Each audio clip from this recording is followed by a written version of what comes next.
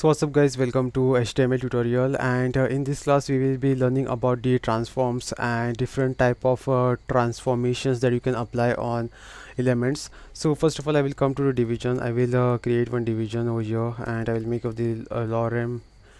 I will add some text, and I will give the class as div1.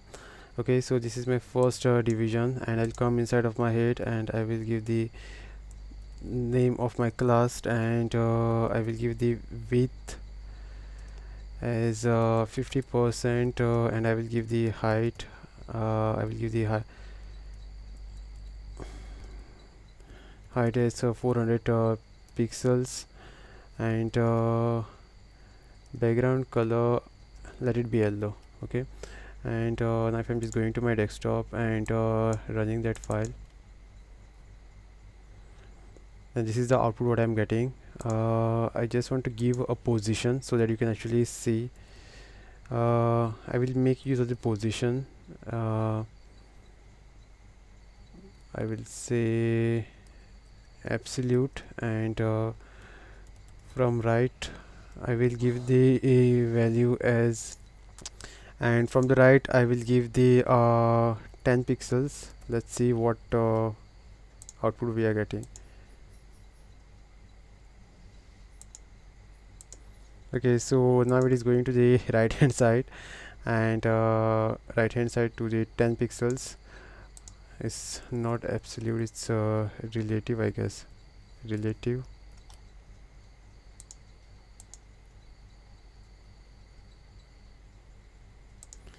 Okay, so that position is absolute, and I want my box to be aligned from the left. Okay, from left 100 pixels. Okay, so okay, from left it is 100 pixels away, and I have set the position as absolute, and position is absolute, and my position is from the left 100 pixels. Okay, so now this is done.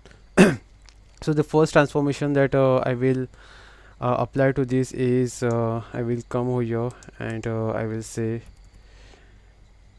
transform, and then I will say translate, and inside of this I will give the values. I will say 50 pixels and 50 pixels. I will save this and it will be translating. Okay, so now as you can see, it has translated down below. So what it has done is it has moved 50 pixels in the x direction and 50 pixels in the right direction. Okay, so this is the 50 pixels of position. Now I am changing this y value to 100, and I am executing the file. Then there should be 100 pixels of distance over here. Okay, so as you can see, it has moved 100 pixels from the top.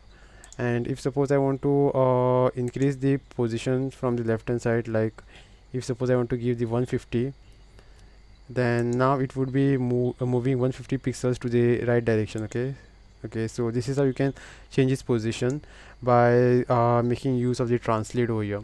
If suppose you want to now rotate this element, then you can make use of the rotate. Just make use of the rotate, and then you have to specify the degree, up to what degrees you want to rotate this. I will say 30 degrees. I will save this. I'll come over here and I will refresh. Okay, so now it has turned to 30 degrees, and if I want to turn it in the negative direction, then I can do that also. I will save this. I'll come over here and refresh, and now it has moved to 30 degrees in the left hand side. Okay, so this is how you can make use of the rotate to rotate a element. If suppose I want to rotate it to 90 degrees, then I can do that also. Okay, so now it has moved to 90 degrees, and it is now vertical. And next we will be looking about the scale. Okay, so when it comes to the scale is basically used to increase or decrease the size of a element. And now let me just save this, and let me just refresh so that my element is coming to a normal position. And now I will say 0.5 and 0.5, and let me just save this. I'll come over here and refresh, and now its scale will be changing. Okay, so now as you can see, it has changed its size to the half of the original size, because I have set the scaling parameters as half and half, because it now it will be decreasing its size to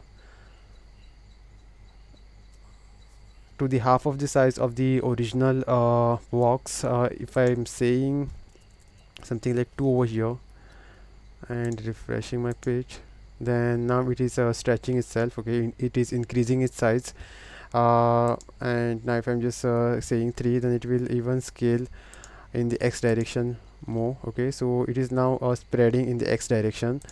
So when it comes to the 1 is the default size. Volt is the, when I'm setting as a 1 is the original size, and you can give scale as 1 over here also, and just see. Okay, so this is the original size. When I'm giving the value as 1 and 1, 1 and 1 value stands for the original size. And if I want to change or scale it in the y direction, which is vertically, then I'll give the 2, and now it is scaling in the vertical direction. Okay, so this is how you can make use of the scale. And next we will be looking at the skew. Okay, so I will say skew x, and now in which direction I want to apply the skew, that I have to specify. Okay, so I will say to 20 degrees. This actually takes a value in degrees. So when I'm making use the skew method is just skews an element along the x-axis by the given angle. Okay, so now this will be skewing this particular element in the x direction to 20 degrees. I will save this. I'll come over here, and now it has skewed this particular element in the x direction to 20 degrees. And if I want to skew this in the y direction, I will change this to y.